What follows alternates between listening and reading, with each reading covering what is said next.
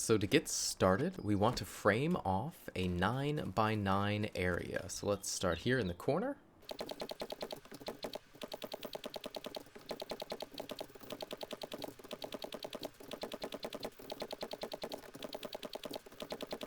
Okay, so this 9x9 area is going to serve as the foundation of our base. Now, because this is a base that exists before demos, we don't need to upgrade everything to cobblestone. We're only going to upgrade the outside. So let's get to upgrading first. So, with your base upgraded to reinforced wood, we need to go ahead and upgrade the outside to cobblestone and then build this up to 3 levels high. So let's do that real quick.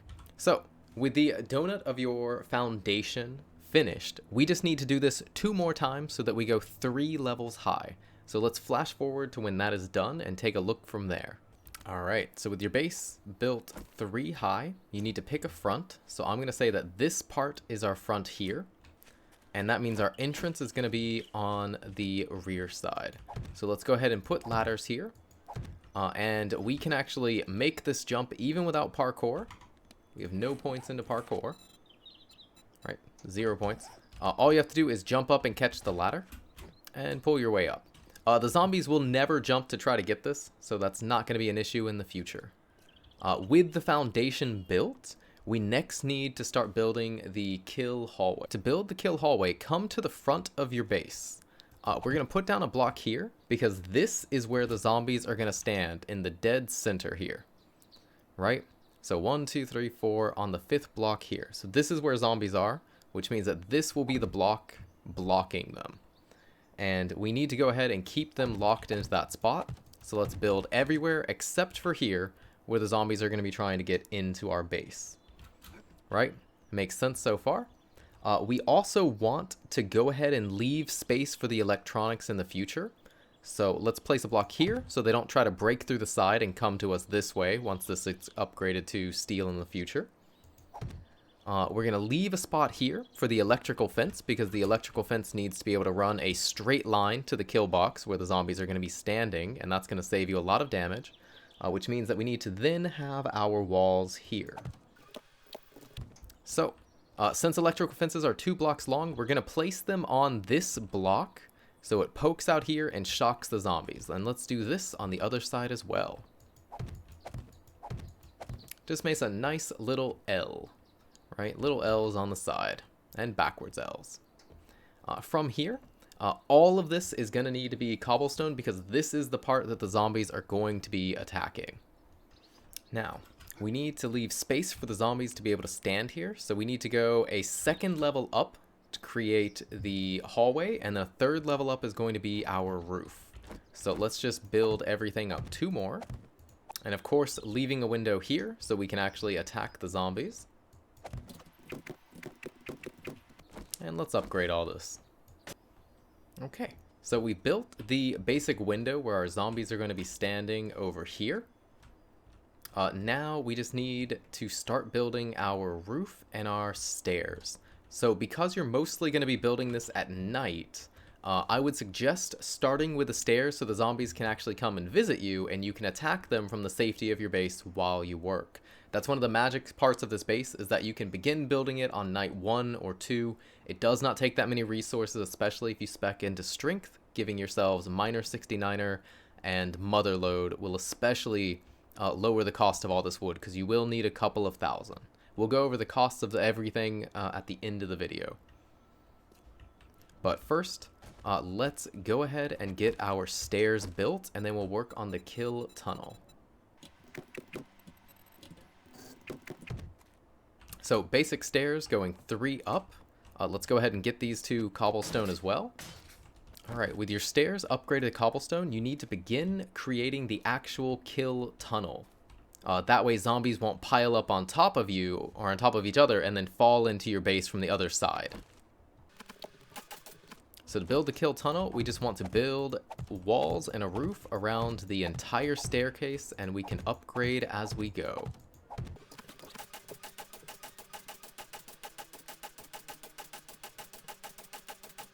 Alright, so this will be your kill tunnel. When the zombies enter inside of here, they can't get above you. But dogs and crawlers will be able to cross this area.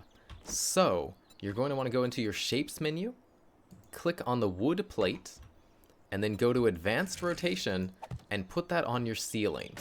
So dogs and spiders need to have a full 1 block opening to crawl through. This will prevent them from getting inside. It'll look like they're trying, but they can't fit for sure. So this plate is very important. Do not forget this plate. Now, with your plate and kill tunnel in place, we need to begin upgrading the front of the base. Take your frames, and you want to build down like this. Now, we will need to upgrade as we go. And then we do that again.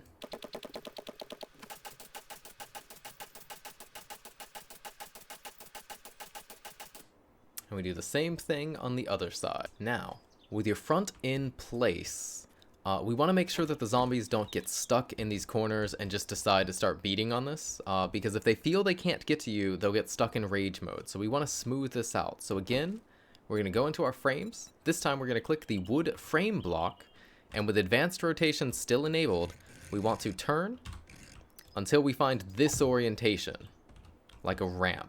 So we're going to create a nice smooth side of the base that's going to glide the zombies straight into our kill tunnel. Nice and smooth. So if the zombies are here, they'll just slide right along here and go right inside the kill tunnel. So we're going to do this and upgrade this on both sides. Alright, with your ramp blocks in place, the front of your base is completely finished, and this is now a functional base. Just this will easily work for the day 7 horde. This is overkill for the day 7 horde. But if you want to pull this off for longer, especially if you're playing with harder settings, such as enhanced XP or something like that, you are definitely going to need to get into the electrical part of your base. Alright, so let's look into how to wire this up. So with your electric fence posts, we're going into these little cubbies that we left, and we're going to go ahead and put both of these on one side. That way we have extra redundancies.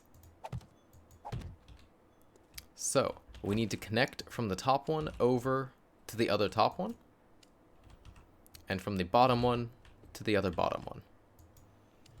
This way, inside of your kill tunnel, you'll have 2 layers of wires that will be able to electrically shock zombies, preventing them from even damaging the block. The bottom one is important for getting both dogs and crawlers that are going to get stuck down here, and having 2 of these means that if you mess up on repairing your fence posts, because you do need to repair them as the night goes on, they take damage as they deal damage, same as any other electrical trap.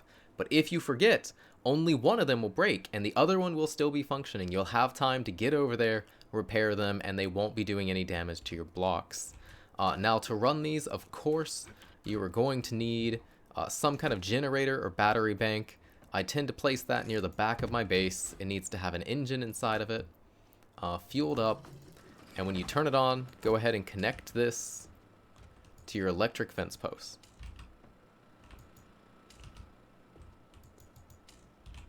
So we now have functioning electrical traps. When we come over here, we get shocked. So the electricity part of this base is finished. Now, for the day 7 horde, you're unlikely to have any bird spawn, although you might. We will want to get a roof and walls on this base. Also, if you want, you can expand the backside of your base, making them even less likely to attack the backside. Especially if you're using Molotovs, if you throw them and stand far back here, zombies will sometimes attack the foundation. If you want to circumvent that, you can expand your base, make it larger. 9x9 is just what I begin with. But let's start by putting down the walls. I like to have an entrance on both sides, so I leave this open as a door, and then we just build up the walls. Alright, so with your walls in place, you can leave yourself windows if you like. I actually do that in our Brains and Brawns series. Be sure to check that out. Link in the description below, where we actually use the space. But now we want to build ourselves a roof. And we also need to leave ourselves a way to get upstairs, because this is both a horde base and a living base. So I like to leave myself a space of 2 blocks. This way I can put my ladders here, hop up, and be on the roof. The rest of these blocks are going to be filled in all the way around. So let's go ahead and flash forward to when that is done. And with the roof in place, you now have an area to live on the second floor where you can put down your workbenches, your chem stations, your forges, everything you need. You want it up here so that it's not close to the zombies during Horde Night. That is one of the most important things. It's why we built such a strong foundation. But at this point, your base is easily functional for the first 14 to 21 days. You will start to see birds later on, for day 14 and 21 for sure, even on default settings. But if you have this base set up, then you are good to go. If you want to have extra security, you can add in doors here. Make sure that your doors are facing outwards. That way, whenever you stand here, there is no place to stand. So your zombies can't pile on top of each other and start beating on the door. This way, they'll mostly ignore it anyways. I don't think I've ever had a door break. I only had it attacked once because I accidentally had it facing the wrong way. But make sure they're facing outwards. For extra added security, we're going to need to put hatches here so that the zombies don't pile up back here. It's, again, unlikely they'll ever do this, but peace of mind. So, with your 7 hatches, again, turn them so the handle is towards you.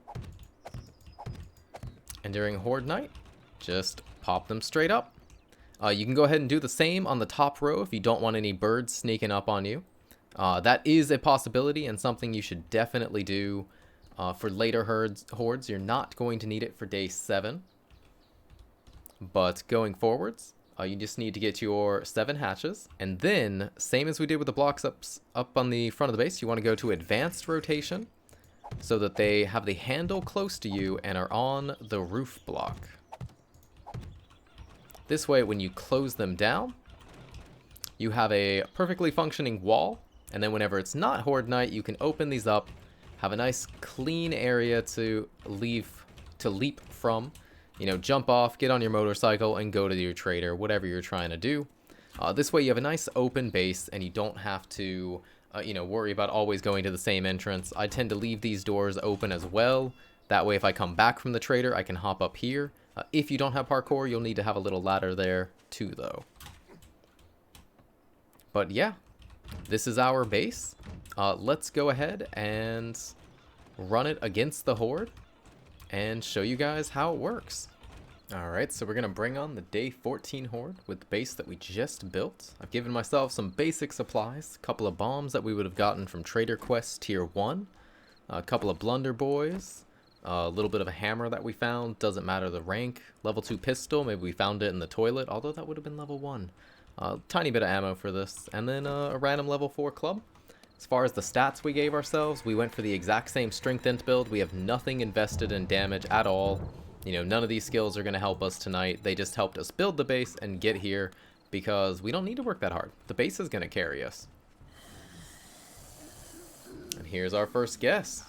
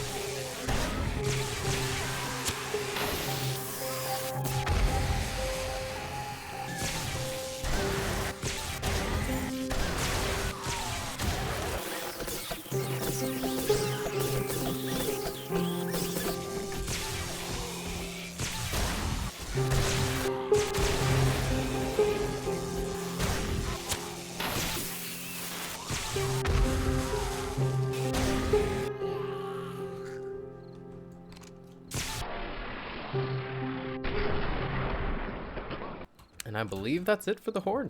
That was a long day 14 Horde, but we were doing it mostly with the blunderbuss. Whew, lots of prizes and dogs down there. But basically, as you see, they didn't even attempt to attack the back, just like we said. They didn't attempt to attack the doors. Very little damage. We didn't do any repairing that night whatsoever. And our cobblestone block took less than 300 damage, about 240-ish. The electrical poles did need some repairing, most likely. 107 is getting kind of low. It starts making noise around 100. But we didn't bring any supplies to repair that either because, you know, you don't have to. This base just carries you. Most of this damage to the blocks was us throwing pipe bombs. But yeah, this base will absolutely carry you if you want it to. I would highly recommend doing this with a strength-oriented build. Very easy to get 5 strength, to get 4 minor 69er and 4 mother load, which makes this base a piece of cake to build, even before day 7. We even ran it against the day 14, still not upgraded to cement or anything like that, and it held no problem. If you're playing on default settings, it's very easy to take this base probably to day 70. So guys, if you liked this video, if you're using this base, let me know down below. Smash that like button, all that other random YouTube stuff people beg for. And as we say in my country, Otsukare-sama desu. And I hope to see you in the next one. Bye!